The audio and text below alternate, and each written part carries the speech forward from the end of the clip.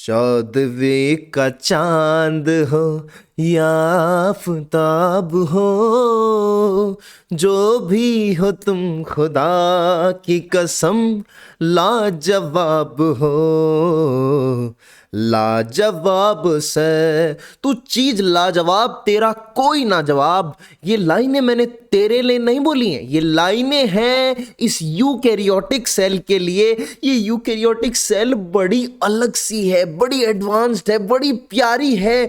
इसी के बारे में हम इस वीडियो में पढ़ने जा रहे हैं, और इसके साथ साथ हम इस वीडियो में इसकी जो प्लाज्मा मेम्ब्रेन है उसका भी अध्ययन कर लेंगे बच्चों। तो प्लाज्मा मेम्ब्रेन पढ़ेंगे इस लेक्चर में, और यूकैरियोटिक सेल के बारे में पढ़ेंगे। तो शुरू करें क्या? तो चलिए शुरू करते हैं आज का वीडियो। सबसे पहले यूकैरियोटिक सेल के बारे में मैं एक चीज बोलता हूं, वो चीज है ये लाल रंग वाली जो लिखी है ना, ये लाल रंग में यही चीज है कि यूकैरियोटिक सेल में एक्सटेंसिव कंपार्टमेंटलाइजेशन प्रेजेंट होता है। बहुत सारे कंपार्टमेंट्स होते हैं। आपने देखा था कि जब प्रोकैरियोटिक सेल हमने पढ़ा था, तो प्रोकैरियोटिक सेल में केवल एक सेल एनवलप था, बाकी मेम्ब्रेन बाउंड ऑर्गेनल्स तो प्रेजेंट ही नहीं थे। तो जब मेम्ब्रेन बाउंड ऑर्गेनल्स प्रेजेंट ही नहीं थे, इसका मतलब उसमें केवल वो एक ही कंपार्टमेंट बन रहा था, फिर और कोई कंपार्टमेंटलाइजेशन नहीं हो रहा था। लेकिन यहां पर यूकैरियोटिक सेल के अंदर बहुत सारे मेम्ब्रेन बाउंड ऑर्गेनल्स होते हैं, तो बहुत सारे कंपार्टमेंट्स बन जाते हैं। ठीक है जी, ओके। तो एक्सटेंसिव कंपार्टमेंटलाइजेशन क्यों देखा जाता है यहां पर? Because of presence of double membrane bound organelles, mitochondria वगैरह। ठीक है, तो डबल मेम्ब्रेन बाउंड ऑर्गेनल्स के कारण एक्सटेंसिव कंपार्टमेंटलाइजेशन यूकैरियोटिक सेल के अंदर देखा जाता है। और देखा मैंने देखा, जब से तुझको देखा, कुछ भी ना सोचा ना समझा, दिल दे दिया रे। यूकैरियोटिक सेल सारी की सारी दे आर नॉट आइडेंटिकल। जैसा कि हमने पढ़ा था ना कि प्रोकैरियोट्स जो होते हैं, प्रोकैरियोटिक सेल्स जो होती हैं, वो सारी सिमिलर होती हैं, आइडेंटिकल टाइप की होती हैं। ठीक है, बेसिक उनके अंदर फंक्शन और जो उनकी स्ट्रक्चर होती है वो सेम होती है, लेकिन all eukaryotic cell are not identical. ठीक है, जैसे यूकैरियोटिक सेल जैसे कौन कौन सी होती हैं? प्रोटिस्टा, प्रोटिस्टा के अंदर भी डायटम्स आते हैं। यूग्लिना कुछ अलग, प्रोटोजोअन, अमीबा कुछ अलग, प्लाज्मोडियम कुछ अलग, ये पैरामीशियम ये दूसरा कुछ और अलग है, ये फंजाई अलग ही है एकदम, और प्लांट अलग है, एनिमल अलग है। तो यूकैरियोटिक सेल देखो कितनी तरीके की हैं, और सारी की सारी सिमिलर थोड़ी ना है। नहीं सर, सिमिलर तो नहीं है, ये तो अलग अलग है। तो बिल्कुल ये अलग अलग होती हैं। ठीक है ना? हाँ, अगर हम एक टिपिकल यूकैरियोटिक सेल में कंपोनेंट्स की बात करें, तो हम बोलेंगे कि ये जो टिपिकल यूकैरियोटिक सेल है ना, जब इसका वस्त्र हरण किया जाता है, जब इसमें से सेल वॉल को हटा दिया जाता है ना, तो सेल वॉल को हटाने के बाद में अंदर जो माल बचता है, that is known as protoplast. That is known as protoplast means cell without cell wall. Cell wall के बिना सेल इज प्रोटोप्लास्ट। अब उस प्रोटोप्लास्ट में और फर्दर चीरहरण नॉन लिविंग कंपोनेंट्स को हटा दो, और जब हम प्रोटोप्लास्ट में से नॉन लिविंग कंपोनेंट्स को हटा देते हैं, तब जो चीज बचती है that is protoplasm. Protoplasm, so what we can say, protoplasm is living component of the cell. Living component of the cell. बात समझ में आ रही है नो? बात समझ में आ रही है। जब हमने प्रोटोप्लास्ट में से जितने भी नॉन लिविंग कंपोनेंट्स को उनको हटा लिया, तो समझो प्रोटोप्लाज्म को पा लिया। Protoplasm is living component of cell. ये वाली चीज ये वाली जो लाइन है ना, ये अपनी बायोमोलिक्यूल नाम का चैप्टर आता है अपने सिलेबस में। हाँ, आता तो है, देखा तो था मैंने बुक में वही चैप्टर। उसके अंदर ये हम पढ़ते हैं कि प्रोटोप्लाज्म जो होता है that is living component of the cell. ठीक है, चलो मान लिया। अब इस प्रोटोप्लाज्म में से जब न्यूक्लियस हटा डाला तो समझो लाइफ जिंगा लाला, फिर तो एकदम इंटेंस लेवल का मजा आ जाएगा। प्रोटोप्लाज्म में से न्यूक्लियस हटाते ही बहुत खतरनाक मजा आएगा, और जो चीज बचेगी ना that is known as cytoplasm. उसी को हम साइटोप्लाज्म बोलते हैं। साइटोप्लाज्म को हम फ्लूइड मैट्रिक्स बोल सकते हैं, ठीक है। क्या बोल सकते हैं? Fluid matrix of cell, that is known as cytoplasm, ठीक है। और अब इस साइटोप्लाज्म को पाने के बाद भी मुझे और सेटिस्फेक्शन नहीं मिल रही। I want that level of satisfaction, that orgasm चाहिए मुझे। तो मैं साइटोप्लाज्म को पकड़ के उसमें से जितने भी ऑर्गेनल्स हैं, साइटोप्लाज्मिक ऑर्गेनल्स हैं, I will remove that also. यार किस तरीके के आदमी हो तुम, सब कुछ उतारते जा रहे हो, ऐसे नहीं उतारते हैं, बेशरम बेहया। यस, अब मुझे मिलेगा साइटोसॉल। हूं मैं बेशरम? क्योंकि मैं तुम्हें समझाना चाहता हूं कि आखिर साइटोसोल, साइटोप्लाज्म, प्रोटोप्लाज्म, प्रोटोप्लास्ट क्या फर्क है। सेल में से सेल वॉल हटाई, प्रोटोप्लास्ट बचा। प्रोटोप्लास्ट में से नॉन लिविंग कंपोनेंट को हटाया तो लिविंग कंपोनेंट यानी प्रोटोप्लाज्म बच गया। प्रोटोप्लाज्म में से न्यूक्लियस को हटा दिया तो बचा साइटोप्लाज्म, और साइटोप्लाज्म में से जब ऑर्गेनल्स को भी हटा दिया तो बचा साइटोसोल। देखो हमारा जितना दिमागी लेवल है उस लेवल तक साइटोसोल और साइटोप्लाज्म को लगभग एक ही जैसा माना जाता है, हम एक ही मान लेते हैं। लेकिन देखा डिफरेंस है ना, देखा ना डिफरेंस है, बिल्कुल डिफरेंस है, थोड़ा तो है ही यार, है ना। चलिए फिर आगे बढ़ते हैं। डिफरेंस तो देख लिया हमने, तो चलिए आगे बढ़ते हैं। अब हम पढ़ेंगे प्लाज्मा मेम्ब्रेन के बारे में। इस लेक्चर का एक हिस्सा बच्चों जो है ना वो खत्म हो चुका है, एक हिस्सा खत्म हो गया इस लेक्चर का। अब हम प्लाज्मा मेम्ब्रेन के बारे में जानेंगे। देखिए, हाँ, जानेंगे प्लाज्मा मेम्ब्रेन के बारे में। हाँ जी, प्लाज्मा मेम्ब्रेन या फिर सेल मेम्ब्रेन एक ही बात है। प्लाज्मा मेम्ब्रेन या सेल मेम्ब्रेन जो होती है ये चाहे प्रोकैरियोट की हो या यूकैरियोट की हो, सिमिलर होती है। तो स्ट्रक्चरली सिमिलर होती है प्लाज्मा मेम्ब्रेन प्रोकैरियोट की और यूकैरियोट की, ठीक है। तो मैंने यही लाइन लिखी है कि structurally similar to that of prokaryote की प्लाज्मा मेम्ब्रेन से स्ट्रक्चरल सिमिलैरिटी शो करती है यूकैरियोट की plasma membrane. Now plasma membrane एक ऐसी चीज है जिसके बिना हम जी ही नहीं सकते। लाइक दैट, मतलब living organism, every living organism की एब्सोल्यूट रिक्वायरमेंट है। जिए तो जिए कैसे, हाय प्लाज्मा मेम्ब्रेन के बिना। हाँ, तो प्लाज्मा मेम्ब्रेन के बिना जीना है मुश्किल, बहुत मुश्किल, या मैं कहूँ नामुमकिन तो ज़्यादा सही होगा। तो plasma membrane is absolute requirement of every living organism. Now, जब लोग पुराने ज़माने में जब माइक्रोस्कोप्स बड़े ऐसे टूटे फूटे और बड़े, मतलब भीड़े साहब के ज़माने के जो माइक्रोस्कोप्स है ना उनमें दम नहीं था प्लाज्मा मेम्ब्रेन को देखने का, ठीक है। तो प्लाज्मा मेम्ब्रेन की डिटेल्ड स्टडी तब होने लगी जब इलेक्ट्रॉन माइक्रोस्कोप की डिस्कवरी हो गई।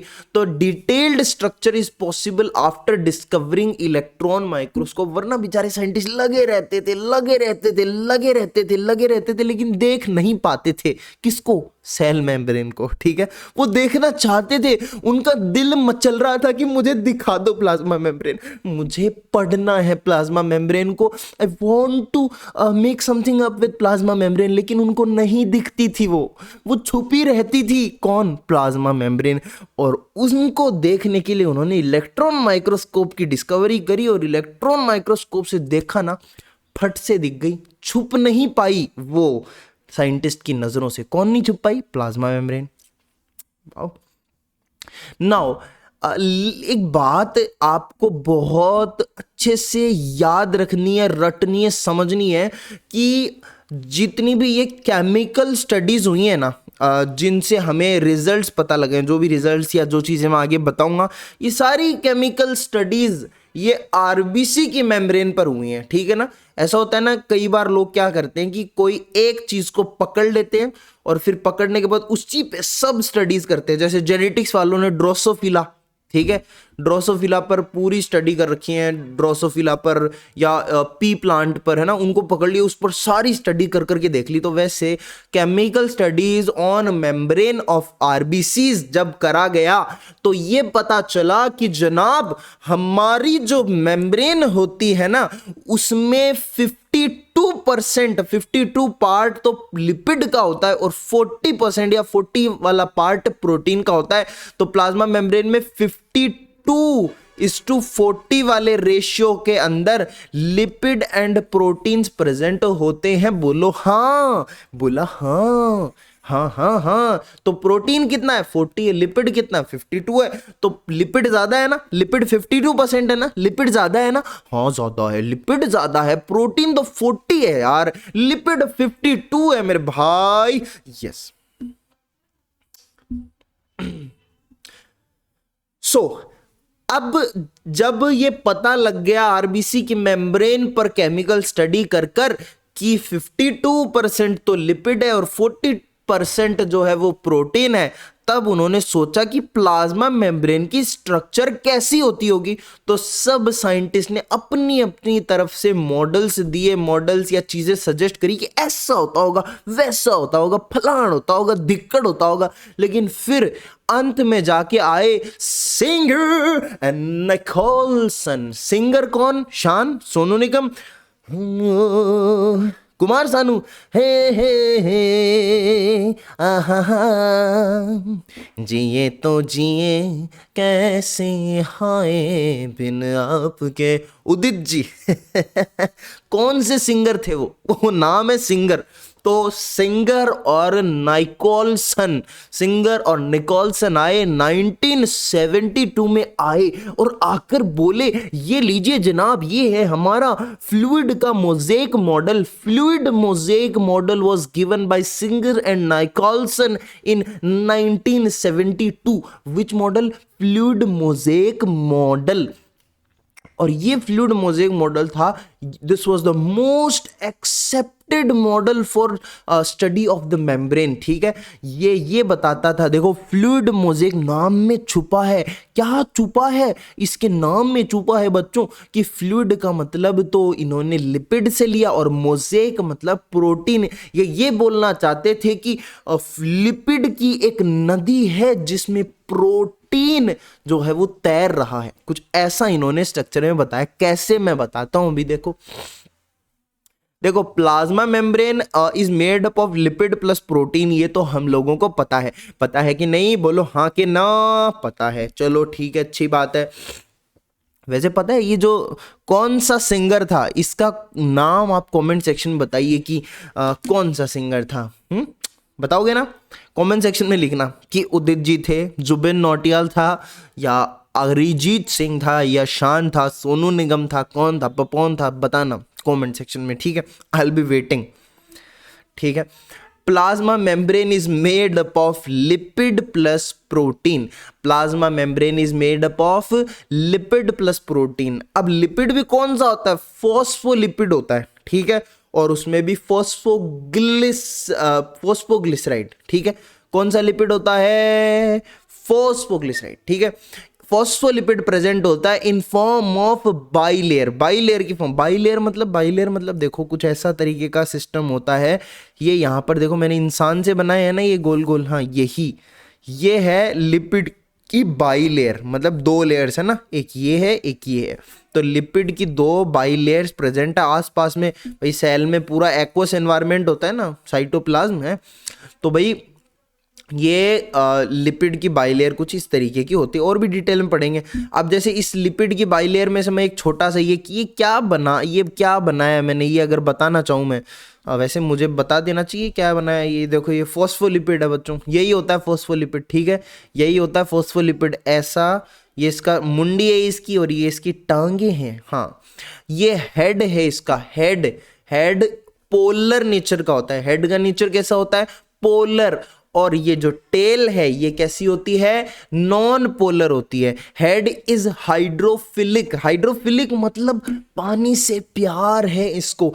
हम तेरे बिन अब जी नहीं सकते, तेरे बिना क्या वजूद मेरा। तो इस तरीके से चीजें चल रही हैं। सुनो मेरी बात, हेड जो है ना ये हाइड्रोफिलिक है। हेड क्या है? हाइड्रोफिलिक है। इसको पानी से प्यार है। हाइड्रो मतलब पानी और फिलिक मतलब प्यार, बेकरार। तो हाइड्रोफिलिक होता है ये हेड, ठीक है। और टेल कैसी हुई है? हाइड्रोफोबिक होती है। ये हाइड्रोफोबिक होती है। इसको डर लगता है पानी से, इसको डर लगता है जंगल है, आधी रात है, लगने लगा है डर, दुनिया को भूल जाऊं, कुछ ऐसी बात कर। तो ऐसी बात तो कोई करता नहीं है, बेचारी को डर लगता रहता है। टेल है ना, ये बेचारी हाइड्रोफोबिक होती है, ठीक है। और टेल बनी हुई होती है सैचुरेटेड हाइड्रोकार्बन से। किससे बनी हुई होती है? सैचुरेटेड हाइड्रोकार्बन से बनी हुई होती है। और ये जो पूरी स्ट्रक्चर है, यही है हमारा फॉस्फोलिपिड, यही है हमारा फॉस्फोलिपिड। और फॉस्फोलिपिड से बोलना मैंने ये चाहा था कि फॉस्फोलिपिड बाइलेयर की फॉर्म में प्रेजेंट होता है, ये चीज याद रखना। ये प्लाज्मा मेम्ब्रेन की बेसिक बात हो गई। अब क्या हुआ कि जब ऐसा सिंगर निकोलसन ने बोल दिया कि भाई फॉस्फोलिपिड की बाइलेयर है, प्रोटीन इतना है और लिपिड इतना है, उसके बाद में और फर्दर स्टडीज हुई, बायोकेमिकल इन्वेस्टिगेशन हो गई। दया, एसीपी, प्रद्युम्न और अभिजीत आ गए, बोले कि दया कुछ तो गड़बड़ है। हाँ, तो बायोकेमिकल इन्वेस्टिगेशन बच्चों जब हुई ना, तब ये पता चला कि अरे बारे है माता जी, इस प्लाज्मा मेम्ब्रेन में तो कोलेस्ट्रॉल भी प्रेजेंट है और साथ में शुगर्स भी हैं और कोलेस्ट्रॉल भी। हे भगवान, कार्बोहाइड्रेट्स, शुगर्स है और कोलेस्ट्रॉल भी है। हाँ बच्चों, ऐसा हुआ था। बायोकेमिकल इन्वेस्टिगेशन हुई थी, बड़ी कमेटी बैठी थी, सब लोगों ने डिस्कस करा कि ये क्या गजब हो गया है, प्लाज्मा मेम्ब्रेन में तो कोलेस्ट्रॉल भी दिख रहा है। फिर सब लोगों ने मिलकर पत्थर फेंके, नहीं ये ओवर एग्जर्गेटेड है, सब लोगों ने पत्थर फेंके सिंगर और नाइकॉन्सल पर नहीं, ऐसा कुछ नहीं हुआ। कोलेस्ट्रॉल जो है वो भी प्रेजेंट होता है प्लाज्मा मेम्ब्रेन के अंदर, और शुगर्स या फिर कार्बोहाइड्रेट्स भी इसके अंदर होते हैं। तो जनाब आपको समझ में आ रही हैं चीज़ें? बोल दो ना जरा दिल में जो है छुपा, मैं किसी से कहूँगा नहीं, मैं किसी से नहीं कहूँगा, बस कमेंट्स में बता दो तुम्हें समझ में आ रहा है। तो अगर आ रहा है तो कुछ लिखो, अच्छा कमेंट करो, फ्रेंड्स के साथ शेयर करो। कब करोगे तुम लोग हैं? कब करोगे बताओ ना, बोलो ना। नहीं, शेयर तो नहीं करेंगे, लाइक तो बिल्कुल भी नहीं करेंगे हम, वही 10-15 लाइक्स ना करेंगे ही नहीं हम तो लाइक्स। बायोकेमिकल इन्वेस्टिगेशन हुई, पता चला कोलेस्ट्रॉल, शुगर्स भी हैं। देखो ये डायग्राम वैसे तुम्हें बनाना नहीं है, मैं समझाने के पर्पज से मैं तुम्हें दिखा रहा हूँ। ये एनसीईआरटी का डायग्राम है कुछ इस तरीके का, ठीक है। तो देखो तुम्हें दिखाई दे रहा है कि ये तो हो गई लिपिड की बाइलेयर, ठीक है, ये तो हो गई लिपिड की बाइलेयर। फिर तुमने ये देखा कि यार ये हो गए अपने प्रोटीन्स, ठीक है, ये प्रोटीन्स हैं प्लाज्मा मेम्ब्रेन पर। फिर तुमने ये देखा कि अरे ये जो ये कुछ कुछ जगह पर ये देखो, ये कोलेस्ट्रॉल भी प्रेजेंट है, कोलेस्ट्रॉल भी प्रेजेंट है, तुमने ये देखा। फिर तुमने ये देखा कि अरे कई कई जगह पर तो ये जो प्रोटीन है इससे अटैच है ये शुगर, है ना, तो ये शुगर भी प्रेजेंट है ना। फिर किसी की नज़र पहुंची, उसने ये भी देखा, अरे मास्टर यहाँ पे तो इंटीग्रल प्रोटीन भी प्रेजेंट है, इसके बारे में तूने कुछ बताया ही नहीं। कब बताने वाला था तुम्हें? मैं बताने वाला था बच्चों। कब? तो बोल कब बताएगा हमें इंटीग्रल प्रोटीन के बारे में? कब? जब नीट की एग्जाम हो जाएगी तब बताएगा हमें। तेरी हिम्मत कैसे हुई है? हम माफी चाहते हैं जनाब, हम अभी बताने वाले थे आपको इंटीग्रल प्रोटीन के बारे में। हम ये देखो आ गया ना, मैं सच बोल रहा था ना, मैं बताने वाला था कि जब प्रोटीन का अपन क्लासिफिकेशन करते हैं तो on the basis of ease of extraction, कि एक्सट्रैक्शन कितना आसानी से हो जाता है, ईज है ना। कई बार कई चीज़ें बहुत आसानी से हो जाती हैं और कई बार उन्हीं चीज़ों को करने के लिए बड़ा जोर आता है, बड़ी मेहनत लगती है, बड़ी मशक्क़त लगती है। समझ रहे हो कौन सी चीज़? प्रोटीन का एक्सट्रैक्शन, ठीक है, ज्यादा दिमाग नहीं दौड़ाना है। तो proteins on the basis of ease of extraction दो तरीके के होते हैं बच्चों। एक तो पेरिफेरल एक्सटर्नल या फिर एक्सट्रिंसिक प्रोटीन, बात एक ही है, कुछ भी बोलो, ठीक है। तो पेरिफेरल प्रोटीन या एक्सटर्नल मतलब बाहर की तरफ, ठीक है। तो ये प्रोटीन्स जो होते हैं ये सरफेस पर प्रेजेंट होते हैं। अब देख रहे हो ना, कुछ प्रोटीन्स तो यहां पर ऐसे हैं, देखो देखो डायग्राम में, जो सरफेस पर प्रेजेंट है, ये देखो सरफेस पर प्रेजेंट है। और कुछ प्रोटीन्स ऐसे हैं जो एकदम अंदर समाये हुए हैं, एकदम अंदर समाये हुए, एकदम धसे हुए हैं। सर आपका अंदर कहने का मतलब क्या है? आप किस किस अंदाज से बोल रहे हो? आप अंदर किस तरीके से समाये हुए हैं? अंदर का मतलब ये देखो ना, एकदम इंटीग्रल प्रोटीन्स एकदम अंदर समाये हुए हैं पूरी मेम्ब्रेन में, ठीक है। तो इंटरनल, इंट्रिंसिक या इंटीग्रल प्रोटीन्स जो होते हैं दे आर पार्शियली या फिर completely buried in the cell membrane. अच्छा, तू फिर गेम खेल गया, तूने पार्शियल और कंप्लीट दोनों क्यों लिखा, मतलब स्लैश क्यों लगा? इसका मतलब तो कई जगह पार्शियल भी है और कई जगह कंप्लीट भी है। बिल्कुल कंप्लीट या पार्शियल बरिड होते हैं इंटरनल प्रोटीन्स, ठीक है। जो प्रोटीन पार्शियली होते हैं और जो कंप्लीटली होते हैं, बताऊंगा मैं क्या क्या काम करते हैं, क्या चीजें होती है। जैसे तुम्हें पार्शियल वाले तो दिखे, ये देखो ये कंप्लीट वाला है, ठीक है, ये देखो पूरा धसा हुआ है, ठीक है। लेकिन तुम देख रहे हो जैसे ये वाला है, ये वाला, ये पूरा धसा हुआ नहीं है, ठीक है, पूरा पार्शियल है, ठीक है। और कई जगह पर पार्शियल है, कई जगह पर कंप्लीटली बरिड है। तो जो प्रोटीन्स कंप्लीटली बरिड होते हैं ये हमारे काम के होते हैं, बहुत ज्यादा काम के होते हैं। कंप्लीटली बरिड वाले होते हैं, इनको बोलते हैं टनल प्रोटीन। ये देखो एक टनल सी बनाते हैं ना, ये इंटीग्रल प्रोटीन देखो एक टनल सी बना रहे हैं। तो जो प्रोटीन कंप्लीटली बरिड होते हैं दे फॉर्म टनल लाइक चीज बनाते हो, इसीलिए हम इनको क्या बोल देते हैं बच्चों? हम इनको बोल देते हैं टनल प्रोटीन या फिर ट्रांस मेम्ब्रेन प्रोटीन। और ये पूरी membrane run through out the membrane, through out the membrane run करते हैं ना, देखो पूरी मेम्ब्रेन में समाये हुए थे कंप्लीटली, ठीक है। और इनका एक्सट्रैक्शन बड़ा डिफिकल्ट होता है, एकदम ऐसे आदमी इस जर्स से स्टार्ट करता है और ऐसे होके ऐसे हो जाता है, इतना बड़ा एक्सट्रैक्शन इनका कठिन होता है, ठीक है। ये ट्रांसपोर्ट में मदद करते हैं। Tunnel protein, trans membrane protein, अन्य जी, ओके जी, समझ में आ रहा है जी, ओके जी। और कई बार क्या बोलना चाहते हो सर आप?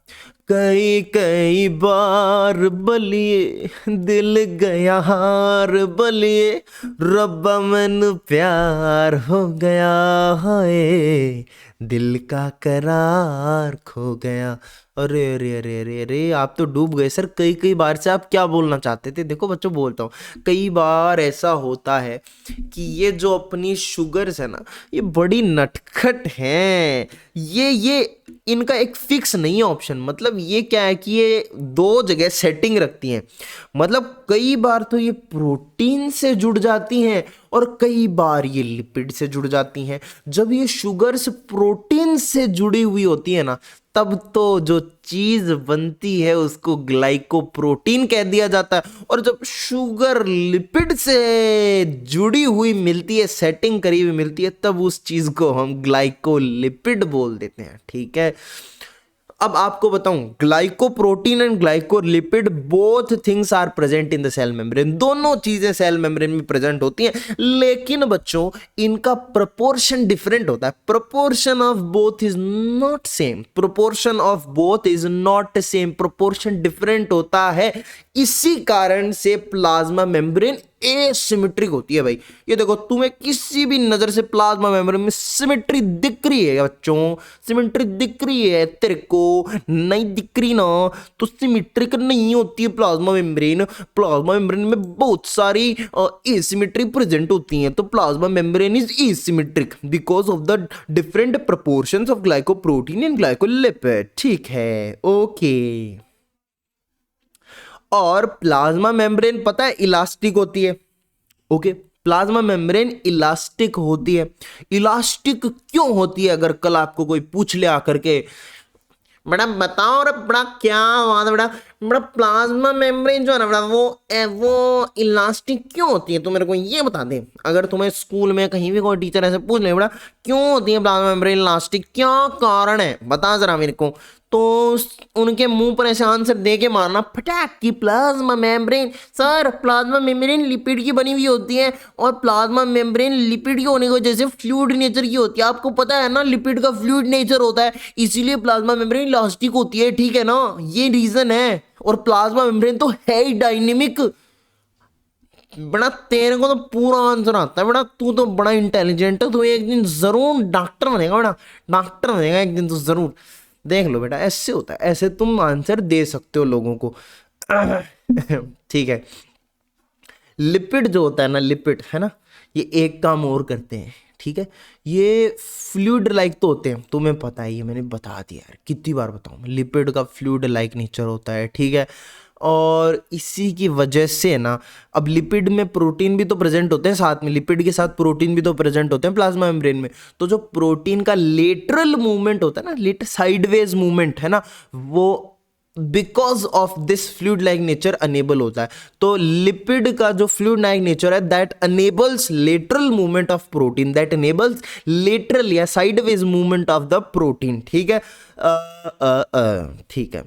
और आपको पता है, ये जो लिपिड होते हैं ना, ये रेयरली फ्लिप फ्लॉप मूवमेंट भी शो करते हैं, ठीक है। लिपिड क्या करते हैं, rarely flip flop movement show करते हैं, ठीक है। कैसा movement, flip flop movement show करते हैं। अरे कुछ ऐसी सी बात है ना, मतलब एनसीईआरटी ये लिखती है कि proteins are icebergs, are like icebergs that float on the sea of phospholipid। बड़ी बात है यार, खतरनाक। एनसीईआरटी लाइनें बड़ी खतरनाक लिखती है बच्चों, लाइनें बड़ी खतरनाक लिखती है, जिनको समझना कई बार बड़ा मुश्किल हो जाता है। बड़ी मुश्किल है खोया मेरा दिल है, कोई उसे ढूंढ के लाए ना, जाके कहा मैं रपट लिखाऊं, कोई समझाए ना, मरूं या हंसूं, करूं मैं क्या करूं,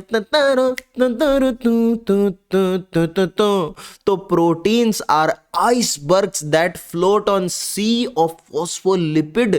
फॉस्फोलिपिड की सी में ये तैरते रहते हैं, कुछ इस तरीके का, जैसे एक पानी का ग्लास भरा है, पानी दा ग्लास भर के, उसमें आइस रूपी प्रोटीन, आइस जो हमने डाल दिया, ऐसा आइस का स्लैब डाल दिया, उसको मानो कि ये प्रोटीन है, और इस पानी को मान लो कि ये लिपिड है, ठीक है। तो लिपिड के अंदर अब इस आइस को जब तुम पानी के अंदर ऐसे से करके ऐसे हिलाने की कोशिश करोगे, इस ग्लास को हिलाओगे मान लो, तो तुम्हें क्या मिलेगा कि ये जो आइस है ये इस तरीके का लेटरल मूवमेंट करेगी, ठीक है ना। ये ऐसे नहीं होगा एकदम नीचे डूब जाएगी ऊपर, ये लेटरल मूवमेंट करेगी। सिर्फ करके देखना है, करके देख लेना क्या चाहता है करना है एक बार। तो आइस जो होती है ये प्रोटीन की तरह है, वाटर जो है लिपिड की तरह। तो इस तरीके को इस ऐसे समझाया जा सकता है इस चीज़ को, ठीक है ना। ओके, अब मैं आपको एक चीज़ बताने जा रहा हूँ कि ये जो प्लाज्मा मेम्ब्रेन है, इसके फंक्शंस क्या होती हैं, आखिर ये काम क्या करती है। कहीं ये विभूति नारायण मिश्रा की तरह नल्ली तो नहीं है। अब कई लोग सोचेंगे विभूति नारायण मिश्रा, ये सर्च करेंगे, हाँ करो सर्च कर लो, मुझे क्या। प्लाज्मा मेम्ब्रेन के फंक्शंस में सबसे पहले है fluid nature of plasma membrane जो है ना, इसके कारण बड़ी सारी चीजें ये कर लेती है, ये सिक्रीशन कर लेती है। देखो, अगर प्लाज्मा मेम्ब्रेन के बाप या पिताजी के पास कोई रिश्ता लेकर आता है अपने लड़के का हाथ मांगने, प्लाज्मा मेम्ब्रेन का समझो कोई हाथ मांगने आया है, तो प्लाज्मा मेम्ब्रेन आके ऐसे बोलती है, हाँ जी मैं फ्लूइड नेचर की हूँ, मैं सिक्रीशन कर लेती हूँ, मैं सेल ग्रोथ में मदद करती हूँ, मैं सेल डिवीजन कर लेती हूँ, मैं इंट्रासेल्यूलर जंक्शन फॉर्मेशन में भी मदद करती हूँ, मैं ट्रांसपोर्ट कर लेती हूँ अपने क्रॉस। और ट्रांसपोर्ट में भी दो तरीके का, एक्टिव एंड पैसिव, और एक्टिव पैसिव ट्रांसपोर्ट दोनों कर सकती हूँ मैं। अच्छा भाई, प्लाज्मा मेम्ब्रेन ने तो इतना सब बोल दिया, लेकिन अब इनका मतलब क्या है। देखो, कुछों का तो मतलब आपको समझ में आ गया, अब मैं कुछों का मतलब समझा देता हूँ आपको कि होता कैसे। देखो, ट्रांसपोर्ट की जो मेन अपन बात करते हैं वो कुछ इस तरीके का होता है। देखो ध्यान से सुनो, अगर अब तुम ट्रांसपोर्ट की बात करोगे तो मैंने ये प्लाज्मा मेम्ब्रेन बना दिए, लिपिड की बाइलेयर बनाई और मैंने ये प्रोटीन्स बना दिए हैं, ठीक है। तो अब मैं ये बोलना चाह रहा हूं कि जो गैस है, अच्छा ट्रांसपोर्ट कितनी चीजों का हो सकता है, गैस का हो सकता है, वाटर का हो सकता है, ठीक है, आयंस का हो सकता है ना, और पोलर मॉलिक्यूल्स का, इन चीजों का ट्रांसपोर्ट हो सकता है। तो सबसे पहले गैस के ट्रांसपोर्ट की बात करते हैं। गैस क्या होती है, सिंपली अपनी इस लिपिड के बाइलेयर के थ्रू पास कर जाएगी इस तरीके से और चली जाएगी सिंपली, बिना किसी एनर्जी के, बिना कोई एनर्जी नहीं लगेगी, पैसिव होगा, पैसिव यानी बिना एनर्जी के होगा, ठीक है। और इस प्रोसेस को हम बोलते थे डिफ्यूजन, ठीक है। अब पानी होगा, पानी भी बेचारा नॉर्मली एकदम डिफ्यूजन करके अंदर चला जाएगा, और डिफ्यूजन ऑफ वाटर को हम लोग क्या बोल देते हैं, ऑस्मोसिस बोल देते हैं, ठीक है, ओके। और पोलर मॉलिक्यूल्स होंगे उनमें थोड़ी सी दिक्कत आनी चालू हो जाएगी। पोलर मॉलिक्यूल्स, ये भी पोलर, इनका हेड भी पोलर ही होता है ना, तो दोनों में प्रॉब्लम आएगी, ये क्रॉस नहीं कर पाएगा प्लाज्मा मेम्ब्रेन को, इसलिए इसकी ट्रांसपोर्ट को फैसिलिटेट करने के लिए, सुविधा देने के लिए हमारे पास ये कैरियर प्रोटीन्स होते हैं। ये कैरियर प्रोटीन क्या करते हैं, पोलर मॉलिक्यूल का ट्रांसपोर्ट इधर कर देते हैं, इसको इधर भेज देते हैं, ठीक है। On this diffusion is known as facilitated diffusion. This is diffusion, बिना पैसे के हुआ ये काम, बिना पैसे के हुआ है, बस थोड़ी सी इन प्रोटीन्स, कैरियर प्रोटीन ने थोड़ी फैसिलिटी दे दी कि ले बेटा ले ले, पोलर मॉलिक्यूल ले ले, तेरी जिम में हो वो ले मेरे से, और लेकर के इधर आ गया, फैसिलिटी प्रोवाइड करिए, फैसिलिटेटेड डिफ्यूजन। और ये Na पॉजिटिव, हाय हाय हाय हाय, Na पॉजिटिव, क्या बात है, Na पॉजिटिव, अब इस पे चार्ज आ गया है, ये Na पॉजिटिव है, पता है आपको, ये बिना पैसे के काम नहीं करता। तो Na पॉजिटिव या इस जैसे आयंस को इधर आने के लिए एटीपी का खर्चा करना पड़ता है, एनर्जी लगती है, तो एटीपी टूटती है और एक्टिव ट्रांसपोर्ट इसका होता है, ठीक है। अच्छा आप बोलो कि ये वाला तो था ना, ये तो पैसिव कर रहा हो, तो ये वाला एक्टिव कर रहा है, दोनों दिख तो एक जैसे रहा है, फर्क क्यों है। देखो कई बार क्या होता है, कई कुछ प्रोटीन्स, डिपेंड करता है ना, कुछ प्रोटीन्स तो बिना पैसे लिए काम कर देते हैं और कुछ प्रोटीन बहुत सारी चीजें लेकर काम करते हैं, ठीक है। कुछ बिना लिए कर देते हैं, कुछ लेकर करते हैं, लेकिन करते तो है ना, ठीक है, यही बात है। तो अब अपन ना आगे बढ़ते हैं थोड़ा सा, और यार कितना आगे बढ़ चुके हैं, कितनी चीज़ें सीख ली हमने। मुझे ऐसा लगता है कि आज हम बहुत ज़्यादा इंटेलिजेंट हो रहे हैं, आज हम बहुत कुछ सीख रहे हैं सर लेक्चर में। अच्छा एक बल्क ट्रांसपोर्ट नाम की चीज़ भी होती है, पता है आपको, बल्क ट्रांसपोर्ट, बल्क से क्या समझ में आता है, बहुत ज़्यादा ऐसा, समझदार तो तू है। तो बल्क ट्रांसपोर्ट से क्या समझ में आता है, देखो बल्क ट्रांसपोर्ट समझाता हूं। बल्क ट्रांसपोर्ट में सिंपल दो मैकेनिज्म होती हैं, एक तो एंडोसाइटोसिस, एक एक्सोसाइटोसिस। तो हमें बहुत सारी चीजें अंदर बाहर करनी होती हैं, जब चीजें अंदर करनी होती हैं, अंदर लानी होती हैं विद इन द सेल, ठीक है, अंदर लानी होती है तो एंडोसाइटोसिस होता है। जब बाहर फेंकनी होती है या वॉमिटिंग करनी होती है तो उस प्रोसेस को बोलते हैं एक्सोसाइटोसिस, या फिर सेल वॉमिटिंग, या फिर एफजी, ठीक है। अब ये जो एंडोसाइटोसिस है ये भी दो तरीके का होता है। अब मान लो कि हमें बहुत सारा अमाउंट में कुछ चीज़ अंदर लेनी है बल्क में, ठीक है, तो हम क्या लेंगे भाई, सेल है, उसको खाना पीना चाहिए, बेचारी भूखी नहीं मरना चाहती, बेचारी व्रत नहीं रखना चाहती, खाना पीना तो लेगी ना। तो भाई कई बार तो वो पानी लेगी अंदर, कई बार खाना लेगी, कई बार लिक्विड लेगी, कई बार कुछ खाने के लिए लेगी, ठीक है। तो पिनोसाइटोसिस यानी पी लूं तेरे भीगे भीगे होठों से हमदम, पी लूं है पीने का मौसम। तो मौसम पीने का है, सेल का जब पीने का मना है तो वो पिनोसाइटोसिस करती है और पिनोसोम की फॉर्म में अंदर ले लेती है। देखो क्या हुआ, for example we have a cell here, या मेरा पेन क्यों नहीं चल रहा है, we have a cell here, हमारे पास एक सेल है, इसके आप सेल को देख पा रहे हो, बिल्कुल, ये देखो मैं हट जाता हूँ थोड़ा सा, ये सेल है, यहाँ पर कुछ पार्टिकल्स आए हैं, ये लिक्विड पार्टिकल्स हैं। अब सेल मौका देखकर देखेगी कि आसपास कोई भी नहीं है, मैं इनको अंदर ले सकती हूँ, तो ये क्या करेगी बच्चों, ये इनको ऐसे अंदर ले लेगी, ऐसे अंदर ले लेगी, ठीक है। फिर अंदर लेने के बाद में क्या करेगी, ये देखो ये अंदर ले चुकी है। अब वापस ये तो अपनी ओरिजिनल पोजीशन पे आ जाएगी सेल, और ये अंदर आ गया।